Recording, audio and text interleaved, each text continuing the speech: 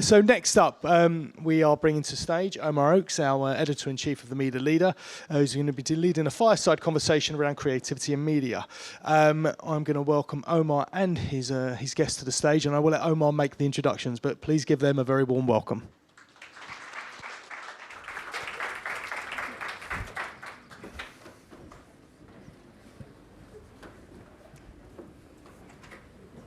Thank you very much, Stephen. Thank you to you for turning up and joining us here today. And I want to particularly thank my colleague Sam Tidmarsh, who's organised Future Brands today, for allowing me to conduct back-to-back sessions on creativity and media. And I hope you do stick around for the panel that we have after this as well. You should see both sessions as both two halves of one pie, if you like. Because this is really important to me anyway, because I've been covering this industry for the best part of 10 years now. And so I started off at Campaign Magazine, where writing a lot about advertising and slowly migrating to the media side of the world, because between us, friends, I find media much more fascinating. And I thought I was going to be talking to people like Laura here today, who's going to be talking about her new agency that she's launched. She wants these wonderful creative directors about creative things. But actually, I find myself talking to people like Tom, who works at EssenceMediacom, because that old cliche about the media being the message, when you're talking to marketers about delivering real-time campaigns, when the execution is so important, I found that the creativity discussion happens over there. So I'm going to challenge you both. Some of it. Well, this is what we're going to get into. So Tom is ECD at EssenceMediacom, which is an unusual thing for a media agency to have an ECD. What do you do? Are you stealing Laura's work? What are you doing? Oh, right, straight in there. I'm eating Laura's lunch every day. No, I mean, it's not that unusual to have an ECD in a media agency anymore within all of the WPP agencies, I think pretty much. And they're all awesome as well. And they're all awesome. They are. Well, does that include me? Yeah. We do have ECDs. I mean, one of the reasons we have ECDs is because clients want us to be developing ideas for them. We're being asked for it. It's not because we said, oh, I've got an idea, here's a new revenue stream for us. There was an element of that many years ago. It was actually, I've been doing creative at EssenceMediacom for about 20 years. We set up a creative division within EssenceMediacom. It was obviously called Mediacom at the time, because the traditional creative shops weren't actually offering, or they didn't really care about digital advertising at the time, and a lot of our clients desperately wanted their banners to go on time, to go live on time. So we went, okay, well, let's make a production team that basically creates banner advertising and microsites and the things that I think was a bit of a blind spot for the creative agencies. That's 20 years ago, though, right? Now we are constantly being briefed on developing ideas. We are often pitching against the creative agencies, not because we necessarily want to, but because we're being asked to by clients. Yeah. So Laura Jordan Bambach, you were actually until recently a colleague sort of Tom's. You were running Chief Creative Officer at Grey. Now you've just launched. Just give a round of applause. Actually, she's just launched her own agency. 3 weeks in. A trio of female founders. Uncharted is the name. Yes. So with that in mind, explain how creative agencies maybe being sidelined from a lot of projects. How are you going to appeal to marketers in 2024 and beyond? Well, I think the story with Uncharted anyway, and with the three of us, is we come from very digital backgrounds. So you're saying the creative agencies would overlook that. My background is being that agency that, I think I've won all my D&AD pencils for banners, which is a shocking thing to say. Oh, very good. Back in the day. So, and from very big sort of tech businesses that were, building banking platforms and doing the media and doing so I've always worked in a really fluid and collaborative way, which I think was never the case with the more kind of traditional creative agencies. It was always a walled garden. My pain was always you would get given something and it was like, go make it work in digital. It's like, but there's no idea there. What you've given me is a film, and I've got no rights to use the person in the film, and I can't, et cetera, et cetera. So part of actually building Uncharted is going back to, with all the experience now that the three of us have had in more integrated places, how do we build, I guess, partnerships, sort of collabs with really interesting media agencies. We've got a formal partnership with Skyrise, who are amazing, but actually we're putting together a lot of different partnerships. How do you bring them into something that feels more like a community. So we were actually just talking last night about the fact that I want like the best, most interesting performance marketing people in that community working day to day with my creatives, because that's where the great ideas come from. And all the best work I've done has been when media and creative are working hand in hand. I think that kind of separation is really painful for everyone, because you tend to then just get same old, and people are kind of fall into bad habits, where actually, if you can sit in a room and it's amazing what a brilliant media creative can do to make something that you think might work actually really sing with the audience. Yeah. But the tension always is between what a marketer wants versus the agencies that they can work with and can get stuff done. So the tension always is, so WPP has been very good at creating these integrated one client accounts, Team Red, Vodafone, Walgreen Boots Alliance, things like that. My understanding is they don't tend to work that well. Well, in general, some do. I'm not singling out WPP. We're going to hear some examples from our panel later about where it does work well. But agency people, creative people in particular, they want to work on lots of different briefs. Well, so if you're a marketer, how do you get people in a room together, working for different agencies, incentivized to just create great work, creative and media working together?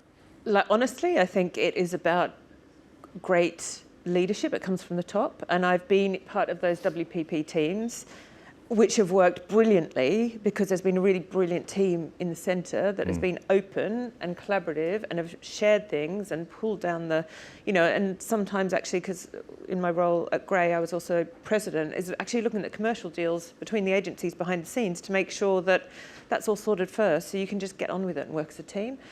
I've worked in some which haven't worked, but it's very much to do with, I think, the people at the top and how it's structured and how much they kind of, trust each other. I've got. Isn't the marketer skeptical, Tom, from your side, in terms of the media the media agency wants to sell me, they make money off the media placement, so that's what they're trying to do. Yeah. Creative agencies are usually focused on 30-second TV ads. That's where the big idea tends to come from. 60s. That drives me crazy. It's like, can you do that? Thank you. Here's a 90-second ad, but we don't have 90-second spaces. Great. Okay, well, but first of all, wait a minute. I mean, you made a point about the Open X model, for example, for Coke, or Farm for Boots. I mean, obviously, I'm going to sit here and say, well, they work brilliantly well within WPP. Actually, thank you, Laura, because you also said they work pretty well. They work well when they've got absolute, clear goals, committed goals, where they all know what they're doing. They've been told what they want to do by the clients, and there's little competition because they've got a common goal. That's why it works well. So it's the marketer's fault when it doesn't work well.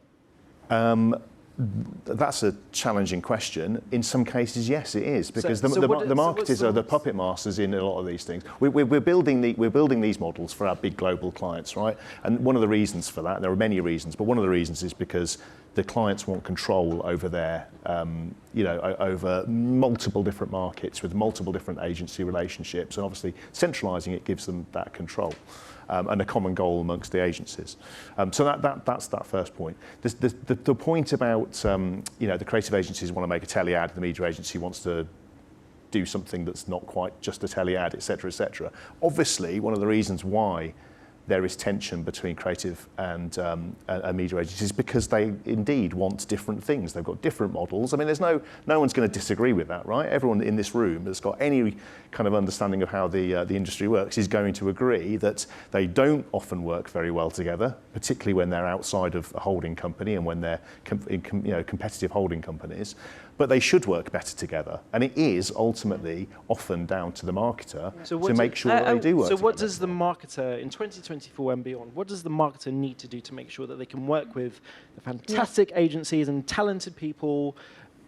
What do they, make it really easy, what do they need to do to get the best work out of you? I mean, my favourite clients of the last kind of 4 years actually have been Kellogg's, and the work that we've been doing with Kellogg's. The media agency was not part of WPP, but the structure that they put in place made it impossible for us not to collaborate. Actually, it's helped.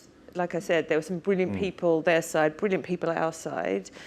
Some really great people kind of on the consulting side as well, trying to help find those new audiences to help their brands grow. And we did really brave, really exciting work that also was incredibly effective because of that collaboration. But it was the client at the top saying, like, I don't want to see a piece of work that is not a collaborative piece of work. I don't want you to give me a media plan and you to give me an idea. What is the magic that the two of you are going to bring to me together? And that bit of rigor, I mean, moved that brand on phenomenally. So, if you get, I mean, it's an obvious point. Sorry for saying an obvious thing, but you've got to brief the two agencies together, right? Still, very often, and of course, there are many examples where we do have brilliant relationships with competitor agencies, and there are some where it's not it's a bit more challenged. But when we get briefed together, we know that it's not going to be 3 months down the line and we're going to be handed a telly script and they're said, right, well, they're going to make a 60-second telly ad. I guess the other way around, where it's like, fill a media plan. You're like, I'm just filling holes. Yeah, well, yes, but obviously, I would argue that the media targeting is a very, very critical thing, and on offering those holes or surfaces or other words that sometimes creative agencies use is I mean, I wouldn't advocate it. I would rather it be briefed together. I've got a slightly different view in all of this because, of course, as you said, I'm an ECD at EssenceMediacom, and when I walk into a room with an ECD or a chief creative officer from a creative agency, they either look me up and down and go, "Who the fuck are you?" or they, or actually they go, "I don't want you in the room anyway." So there's because ultimately I am there to usually offer an alternative view. We don't make telly ads at EssenceMediacom. We make brilliant ad-funded TV shows. We do incredible influencer content through now our partner Goat. We do fantastic media partnerships or brand partnerships.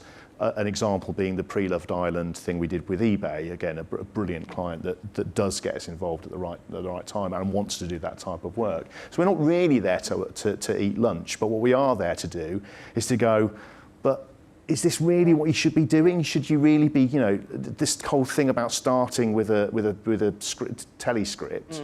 I don't buy that because the market has dramatically changed, and that is not how audiences are consuming our content anymore.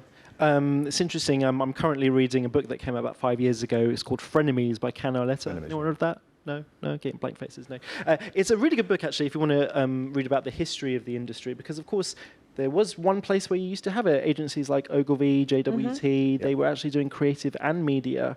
So it was actually Martin Sorrell and Marion Harper and those sorts of people who actually created this model where you break up creative and media. I think it's the saddest thing that has ever happened. Well, that's why I want to ask. I mean, how do you see things going forward now? Is it actually more integrated agencies, or is it more we just need to get better at working together in collaborative partnerships, making, yes, we need specialists, but they need to work better with other specialists?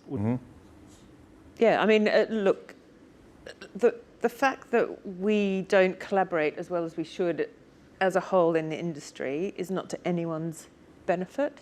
Something that frustrates the hell out of me constantly. It's like you have incredible people in these other areas who will literally make the work better. Why wouldn't you want to work together to make that happen?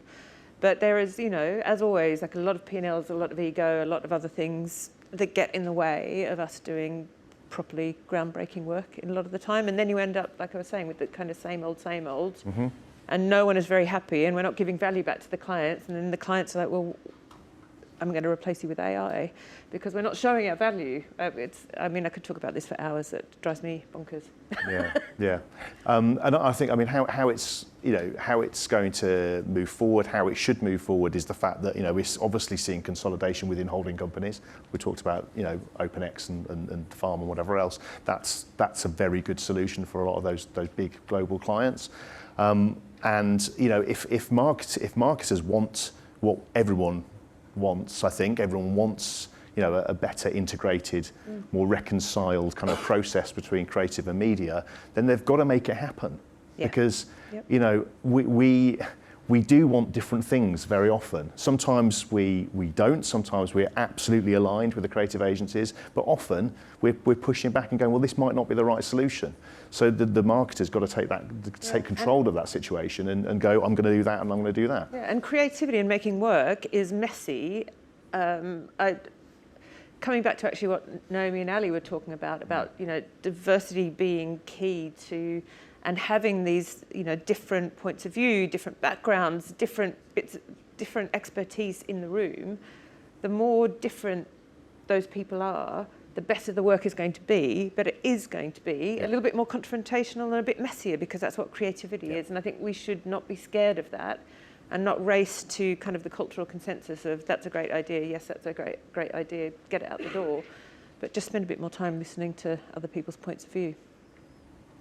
Well. This was just the first half. I hope you enjoyed that. So for our next panel, we're going to find out what some people on the client side think. And I hope they were listening to that just now. So thank you very much. Big hand for these two. Thank you. Thank you.